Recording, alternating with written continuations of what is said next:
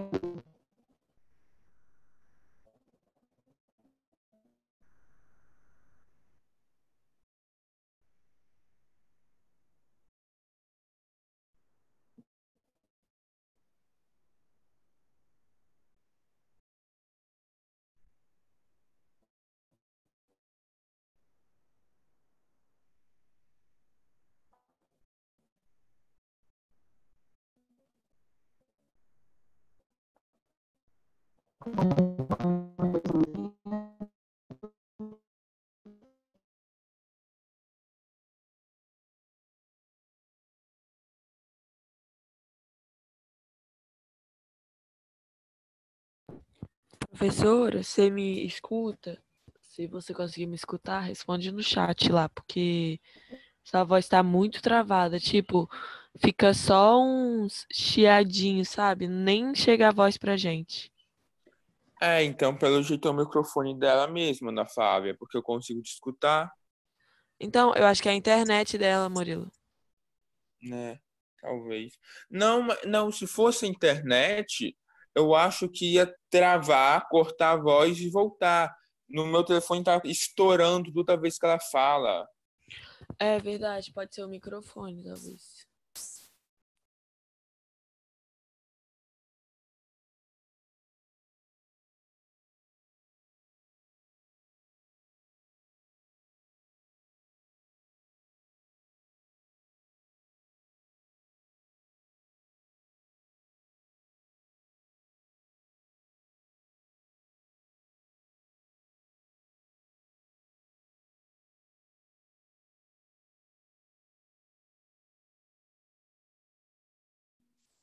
Oi, bom dia. Tá conseguindo me Agora. ouvir? Tá Agora conseguindo sim. me ouvir? Gente, eu estou passando muito aperto com a internet. Não sei mais o que fazer. Espera aí, só um minuto. Vamos lá, vamos começar? Vamos. Aula 25, por favor. Primeira aula da apostila 4. Não vai ter como compartilhar nada, porque eu tive que passar para o celular e o material está no computador. Vou ver se eu consigo resolver isso aqui até a segunda aula. Vamos lá? Gente, nós vamos dar continuidade aos movimentos do século XVIII, né? Na última aula, nós falamos da Revolução Científica do século XVII, a passagem para o século XVIII, e hoje nós vamos falar do Iluminismo, né? O tema é Século das Luzes, e a gente precisa lembrar por que o século XVIII ganhou esse nome de Século das Luzes, né? Foi um século de muitas transformações, transformações tecnológicas, transformações científicas e também transformações sociais, né? O movimento iluminista foi um movimento intelectual, financiado pela burguesia também, que, como nós falamos lá atrás, é a classe social que vai articular todos os movimentos a partir do seu nascimento, né, no final da Idade Média, durante toda a Idade Moderna, e como esse movimento intelectual surge, né? Ele surge de antigas inquietações que aconteciam dentro do Estado absolutista. Nós sabemos que, desde o surgimento dos Estados nacionais, com a adoção de governos de caráter absolutista, existiam duas classes que eram privilegiadas nesse contexto, que era o clero e a nobreza.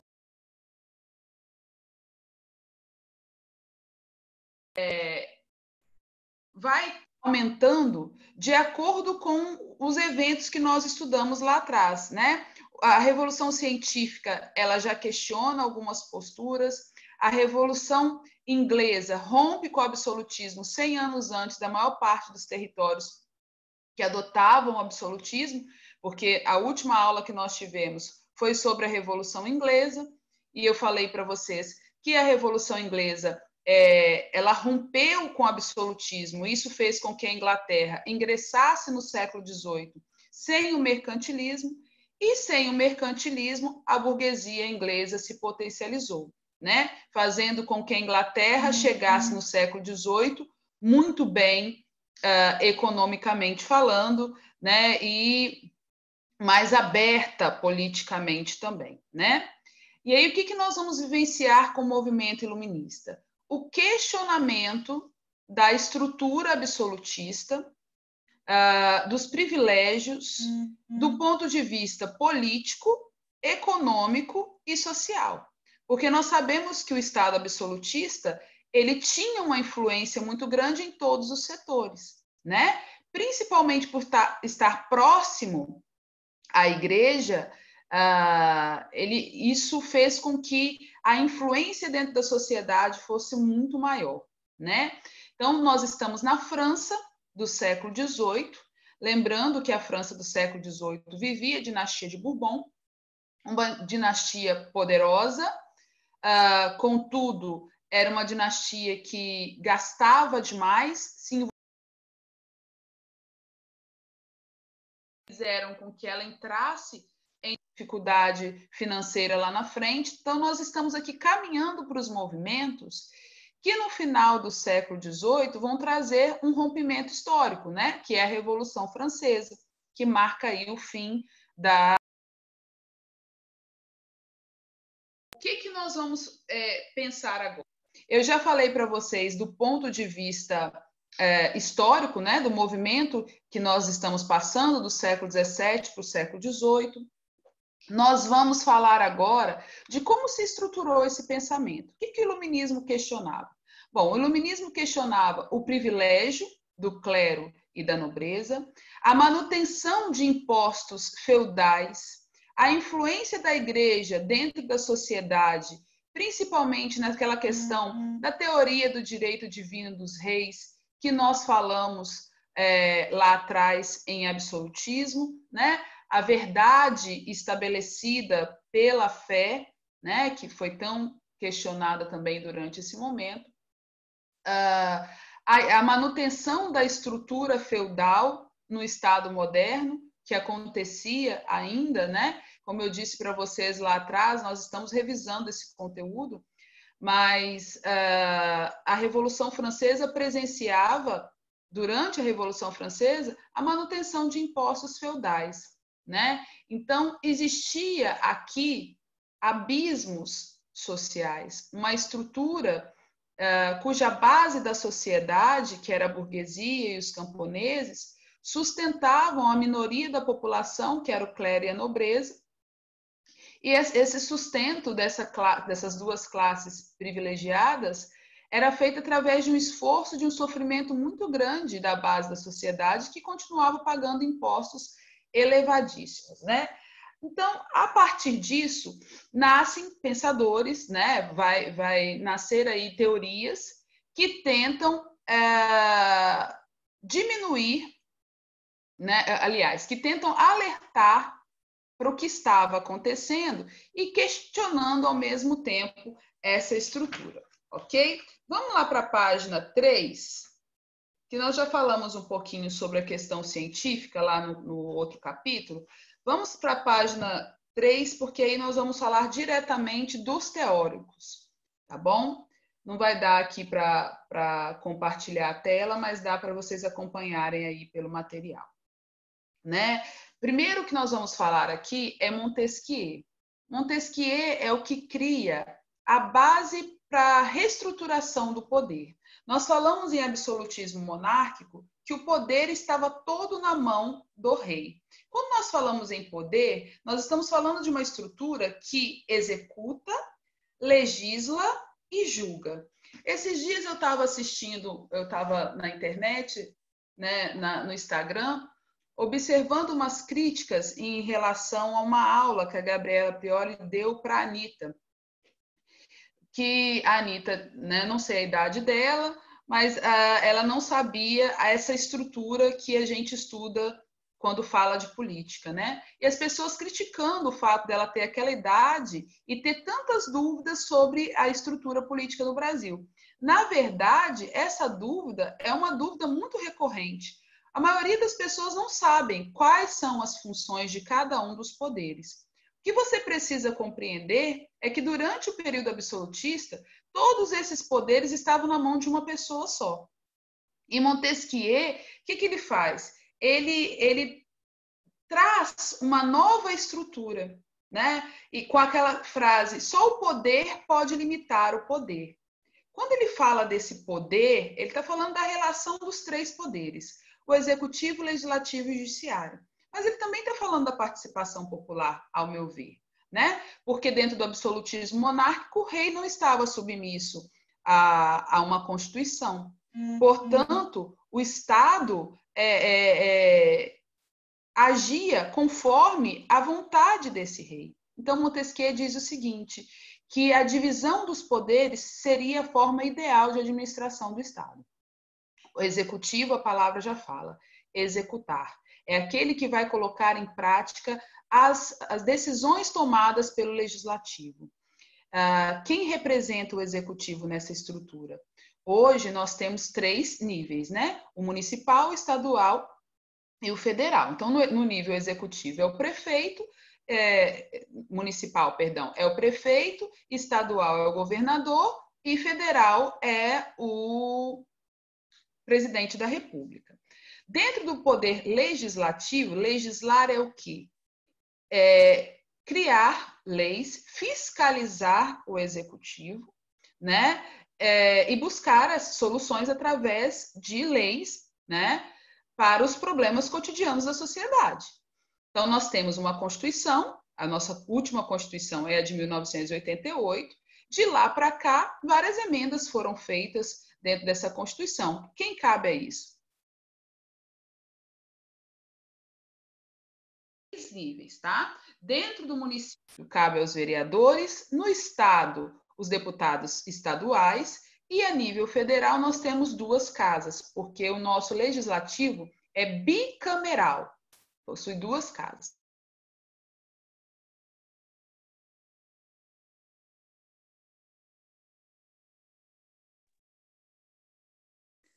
E o Senado Federal. Bom, alguma dúvida em relação aos 3 poderes e qual foi a ideia de Montesquieu ao dividi-los? Você tem dúvidas em relação a isso? Marcela, você pode repetir o outro que eu acho que seu celular ficou a tela preta aí, não deu pra... Tipo, parou de sair o vídeo pra... quando fica preto aí, o vídeo não... a voz não sai pra gente. Então tá, olha só. Eu falei do legislativo, tem os 3 níveis também. Falei do executivo vocês ouviram, né? Legislativo, só falta falar do judiciário agora. Tá? Legislativo, cabe legislar. Então, ele constrói as leis e fiscaliza o executivo. Vereadores a nível municipal, a nível estadual, os deputados estaduais, e a nível federal nós temos 2 casas, que é o Senado e a Câmara dos Deputados, ok? Que formam o nosso Congresso. E o judiciário também tem 3 níveis, né? A nível municipal é o juiz, estadual é o desembargador, federal é o Supremo, tá? Então, cada um desses poderes tem uma função. O legislativo constrói as leis. O judiciário julga a partir das leis aprovadas pelo legislativo, ok? O executivo, então, é responsável por quê? Por colocar em prática, executar as ações do legislativo, ok? E prestar conta para o legislativo, que é o representante do povo dentro dessa estrutura, de todas as suas ações, ok? Vou passar agora para Voltaire. Voltaire foi um dos mais perseguidos, talvez o mais odiado dos pensadores iluministas, porque ele batia de frente com a estrutura religiosa, né? Ele defendia a liberdade religiosa e a liberdade de expressão. A frase clássica dele é aquela: eu posso não concordar com tudo que você diz, mas defenderei até a morte o direito de dizê-los. Dentro do Estado absolutista, aquele que era contrário às ações do Estado, de certa forma, também era perseguido, era censurado, porque o Estado era representado por uma única figura, né? Esse rei absolutista. Então, Voltaire, ele batia muito em cima da liberdade religiosa, da liberdade de expressão dentro do Estado. Como muitas coisas, muitas tradições, muitos dogmas da igreja ainda pairavam sobre a França pré-revolucionária, sobre a França iluminista, esse homem vai ser muito perseguido, assim como as obras iluministas também, né? Por que nós falamos que as obras iluministas foram perseguidas? Porque a maior parte delas foram listadas no Index, que é a relação dos livros proibidos pela igreja, aquela relação que foi criada durante a Contra-Reforma Católica, tá? Lá no iniciozinho da página 3, fala um pouquinho de Diderot e d'Alembert. Eu vou parar antes de falar de Jacques Rousseau para falar dos dois, porque nós temos um texto só sobre a enciclopédia. A enciclopédia foi citada pela Bárbara na nossa aula de Revolução Científica do século XVII, né? Se não me engano, das revoluções inglesas também. Durante o movimento iluminista, esses dois homens, Diderot e d'Alembert, uniu os textos propostos pelos iluministas, pelos pensadores iluministas, e buscaram, através desses textos, desses conhecimentos, somado aquilo que que eles já tinham construído das revoluções científicas do século XVII, na transição para o século XVIII, construíram, então, uma enciclopédia. O que é enciclopédia? É uma coisa hoje distante um pouco de vocês, uma vez que tudo que vocês precisam pesquisar, vocês encontram na internet, né? Mas a enciclopédia era o quê? Era um conjunto de livros feitos em ordem alfabética, onde você encontrava conceitos e exemplos de boa parte de tudo que você gostaria de aprender, né? Era um resumo numa linguagem bem mais simples, a fim de levar o conhecimento de forma mais rápida para diversos grupos dentro da sociedade. Então, por exemplo, eu quero saber sobre o iluminismo. Então, eu pegava lá a enciclopédia, Oi? Eu não consigo ver aqui, Bárbara, eu só li o início. As ilustrações, você estava falando? Ela escreveu, Marcela, mas as ilustrações das enciclopédias antigas, nada se compara a isso. Sim, as ilustrações e os conceitos também, né? A forma como eles encontraram de condensar e de facilitar essa compreensão, né? Só que os textos, tanto científicos, históricos, religiosos, eram feitos por esses homens, que não eram bem vistos pela sociedade conservadora, né? Pela alta nobreza e pelo clero, obviamente. Então, bom, eu queria saber sobre o iluminismo, eu buscava a enciclopédia, a letra I, e lá ia estar o resumo bem menor do que esse que vocês têm na apostila de vocês. É um movimento do século XVIII na França que combatia o absolutismo monárquico e a estrutura católica. Ponto. E aí já falaria de cada um deles de forma bem rápida, para que a pessoa tivesse a base ali, né, daquilo que era proposto. A ilustração, ela facilita também, né, essa compreensão. Então, esses dois homens, né, somados, obviamente, né, que eles se uniram aos outros pensadores, eles deram um passo muito grande no desenvolvimento, no conhecimento da população da época, por levar tudo de forma mais simples. Eu sempre bato nessa tecla quando se fala de conhecimento, porque às vezes a gente olha o mundo acadêmico, o mundo científico, muito acima da gente. Ultimamente tem se discutido muito sobre currículo, né? Sobre o que é verdade, o que é mentira, o que é o currículo dos políticos que tem se apresentado e tudo mais.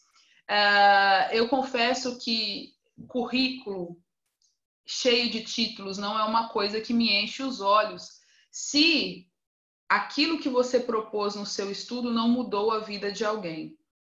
Dá um exemplo, Marcela. Eu posso ter mestrado, doutorado, pós-doutorado, mas se nesse mestrado, nesse doutorado, nesse pós-doutorado, eu estudei coisas, eu desenvolvi teorias que na prática não mudou a realidade da população, eu não propus uma mudança real, não foi uma coisa que chegou até as comunidades que necessitam saber desse tema, não vai fazer diferença. O título vai ser meu, mas não vai fazer diferença na sociedade.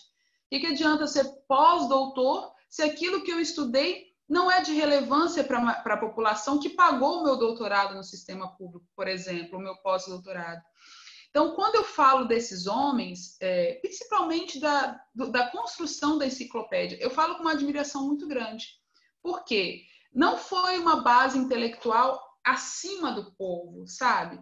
Eram homens de bem aquisitivo elevado, foi um movimento burguês, mas ao pensar numa enciclopédia, eles tentaram diminuir aquilo que até hoje a gente luta para diminuir, que são esses abismos em busca do conhecimento.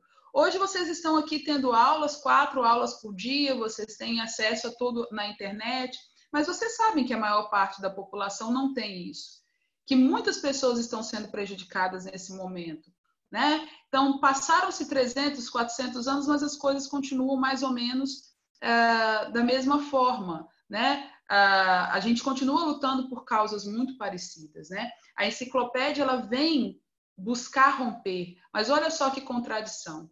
Quando ela chega até a população, ela vira um inimigo da igreja, e a enciclopédia é perseguida pela Inquisição, né? Desculpa, pelo Index, que era essa relação de livros proibidos. Proibidos por quê? Porque alertava para a liberdade de expressão, porque alertava para os impostos exacerbados, para a função do Estado, alertava para várias coisas, abria os horizontes, enquanto para o Estado absolutista o melhor é que você continuasse ali repetindo as mesmas coisas como era antes, né?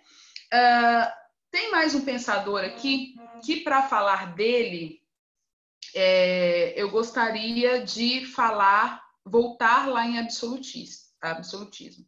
Porque quando nós trabalhamos Thomas Hobbes, eu falei assim para vocês, olha, vamos compreender Thomas Hobbes, porque lá em Iluminismo, vamos falar de Rousseau, e Rousseau tem uma visão totalmente diferente dele. Lá em absolutismo, eu trouxe uma frase de Thomas Hobbes para vocês, que é aquela clássica, né? O homem é o lobo do próprio homem. E ele afirmava o que com essa frase? Que o homem, em seu estado natural, né? Ou seja, ele nasce individualista, ambicioso, e que ele precisa, né, de um estado que o controle. O que Thomas Hobbes defende com isso? Ele defende a utilização de instrumentos do Estado para o controle do homem. Então, ele defende que o absolutismo é necessário para que nós não, através de nossas ações, não nos destruiremos. E aí, lá no século XVIII, né, 200 anos depois, vem Rousseau e fala justamente o contrário. Ele diz que o homem nasce bom e é a sociedade que o corrompe, né? Esse texto, essa definição, nós falamos muito ano passado, no iniciozinho do ano passado, quando nós estudamos esse conteúdo, né? Vocês também já estudaram em filosofia, com certeza. Quais seriam, então, as coisas dentro da sociedade que fariam com que esse homem que nasce bom se corrompesse? E aí a gente questiona muita coisa dentro dessa estrutura, né? O poder, o dinheiro, a ambição, você nasce com isso? Não, você não nasce com isso. Você vai adquirindo através da observação das ações dos outros homens, né? Todas as vezes que eu falo de Rousseau, eu lembro da vida dos índios antes da chegada, da vida dos índios aqui antes da chegada dos portugueses, quando eles não conheciam essa relação de poder, eles não conheciam coisas básicas como o espelho, por exemplo, né? E como passa a ser a vida deles depois que eles têm acesso a essas coisas que os portugueses, que os homens brancos oferecem para eles, né? Então, até a chegada deles aqui, a visão de vida do povo, do indígena, era uma. A partir do momento que ele tem acesso àquilo que acontecia lá, vestimentas, instrumentos, armas, as caravelas, alimentação, é que vai mudando essa estrutura. Eles vão passar a ver as coisas de outra forma, né? Eu até falei isso com vocês no começo do ano. Geralmente, quando se critica muito a postura indígena hoje, se espera que o índio hoje viva da mesma forma que se vivia em 1500.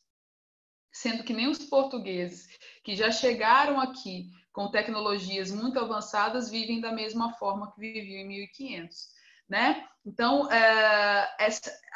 a sociedade ela tem esse poder de transformar, tanto para o bem quanto para o mal, né? O olhar das pessoas em cima de determinadas coisas. Outra coisa que Rousseau defende é o que nós chamamos de contrato social, né? Alguém aí lembra o que era o contrato social e pode ajudar na aula? Vamos falar? Bora falar um pouquinho?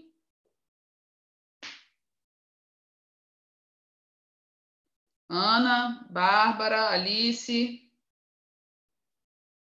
Brenda. O que seria o contrato social defendido por ele?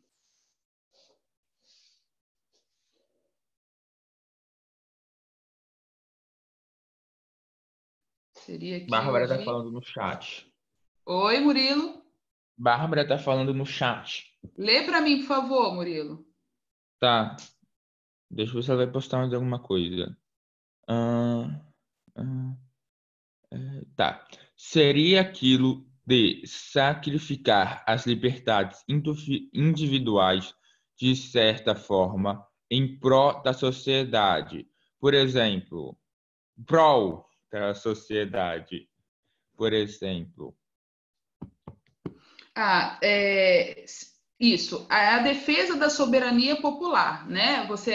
No caso, ela disse que poderia abrir mão das liberdades individuais para o bem de todos, foi isso que eu entendi? Sacrificar as liberdades individuais de certa forma em prol da sociedade.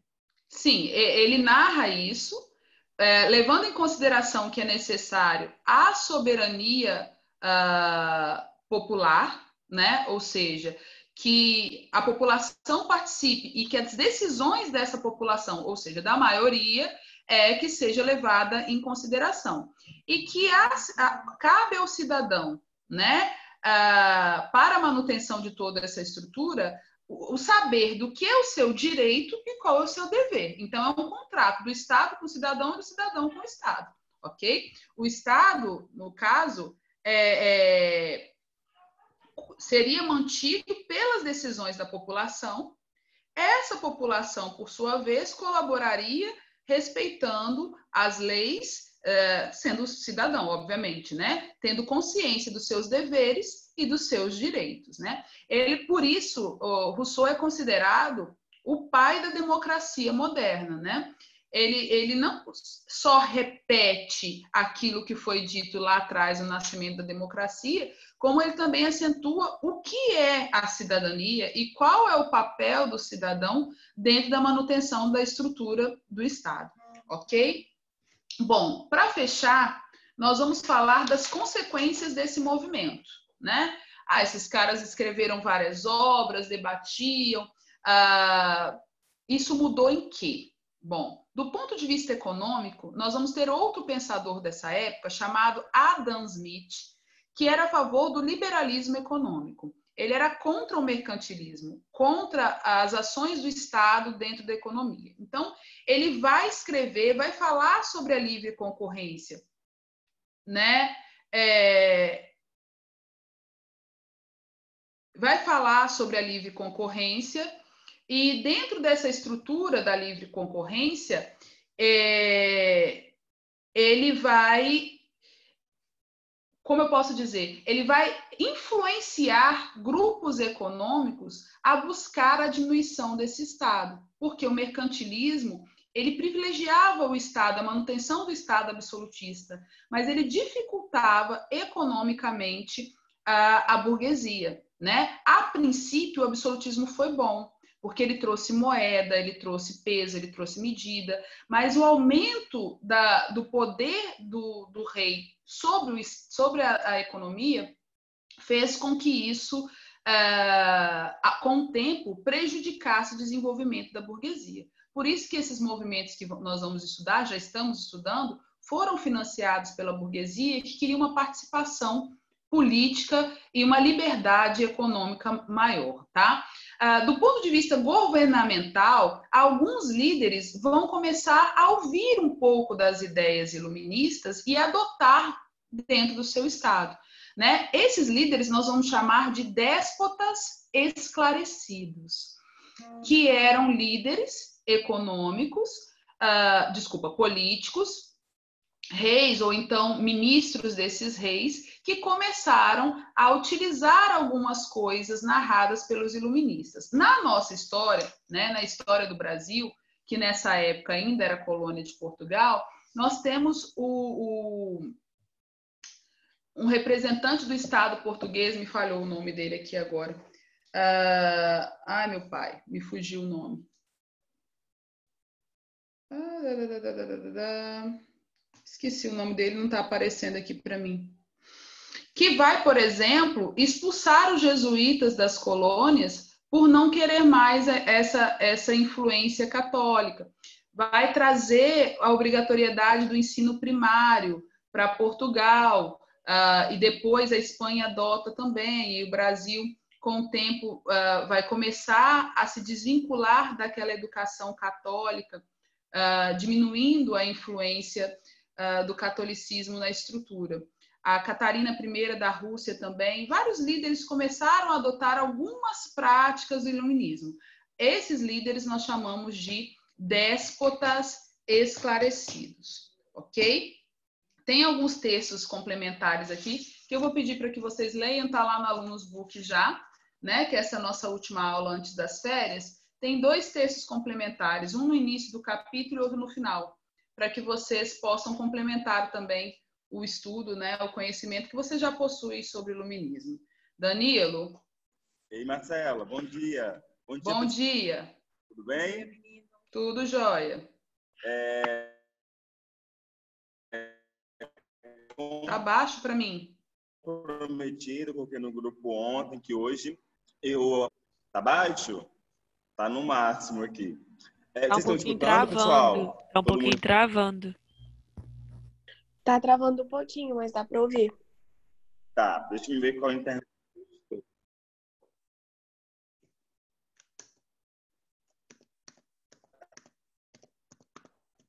Pode falar, Danilo. Vocês estão ouvindo ele, gente? Não, ele foi trocar a internet do celular.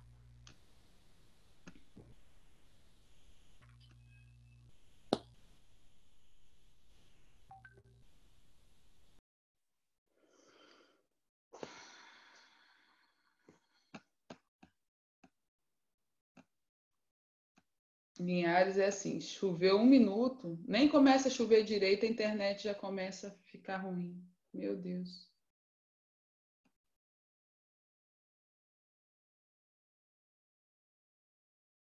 Melhorou, pessoal? Não, né? Melhorou. Melhorou? Tá. Melhorou sim. Então tá bom. Como ontem eu coloquei no grupo de vocês que iremos falar hoje sobre o processo avaliativo. Marcela, eu vou parar de gravar agora, tá bom? Tá.